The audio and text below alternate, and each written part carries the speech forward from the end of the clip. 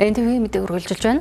Энэ оны 8 дугаар сарын байдлаар Орос улсын 24 орчим томоохон газрын тос боловсруулах үйлдвэр Украины дроны цохилтод ямар нэгэн байдлаар өртөд байна.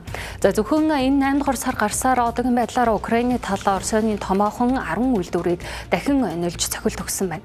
За нийт хохирлын хэмжээ 1475 орчим тэрбум Америк доллар, үүнээс зөвхөн тоногд хөрөмжийн хохирол 334 тэрбум Америк долларт хүрсэн байна.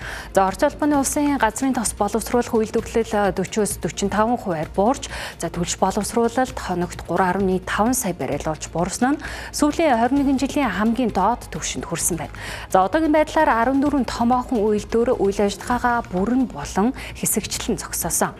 10 орчим үйлдвэр хэмжээ ажиллагаанд орж дотоодын зах зээлийн хомсдлыг нөхөх хэмжээнд ажиллаж байгаа л өрөндийн технологийн хоригоос шалтгаалan Оросын компаниуд сэлбэг хэрэгслийг импортоор орлуулж, за бүрэн засварт дунджаар 6 сараас 1 жил хүртэлх хугацаа шаардлагатай байгаа юм. За дээрх нөхцөл байдалтай холбогдуулан 2026 оны 1-ээс 8 дугаар сарын байдлаар Орос улсын нийт мужуудын 94% буюу 89 засаг захиргааны нэгжийн 83-т нь шатхууны хомсдол үүсэж, за ялангуяа I-95 зэрэг өндөр октантай шатхуун үйлдвэрүүдийн үйл ажиллагаа доголдож, шатхууны зах зээлд 30 гаруй хувийн хомсдол огцом үүссэн юм а. Энэ оны 1-р сараас хойш Орос улсад нийтдээ 322 шатхуун түгээх станц засвар үйлчилгээ хийх, за эсвэл компани бүтцийн өөрчлөлтөөс хамааран үйл ажиллагаагаа зогсоосон байна. За энэ нь өнгөрсөн оны мөн үетэй харьцуулах юм бол 70% өссөн үзүүлэлт юм а. За үүний үр дүнд Орос улс дахь бүх шатхуун түгээх станцын 2 орчим хувь буюу ойролцоогоор 500 шатхуун түгээх станц төр хугацаагаар хаагдсан байна.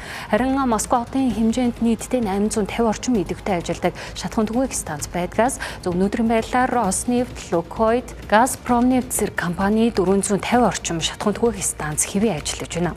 За бусад 400 орчим шатхуун түгээх станцууд нэг автомашинд 20 литрийн лимит тогтоон канистр шатхуун олохгүй зэрэг хязгаарлалт тогтоосон бол, за эдгээр шатхуун түгээх станцуудын дийлэнх нь авто бензингүй болж үйл ажиллагаагаа зогсоогоод байна.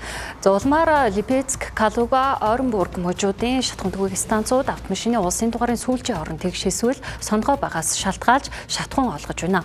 За харин өр байгалийн хязгаар Нижний Новгород мужийн удирдлагуудын шийдвэрээр тусгай ботыг ашиглан электрон дараалал үүсгэж QR кодоор шатхуун 40-60 литр олгох лимитийг тогтоогоод байна.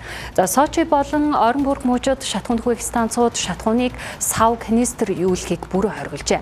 Мөн Сочи, Анапа, Гелмчек, Новороссийск зэрэг хотуудад зарим шатхуун түгээх станцуудыг зөвхөн төрийн болон хуулийн этгээдийн тусгай шатхууны картаар үйлчлүүлдэг болгон өөрчилж, энгийн иргэдийг оруулахгүй байна.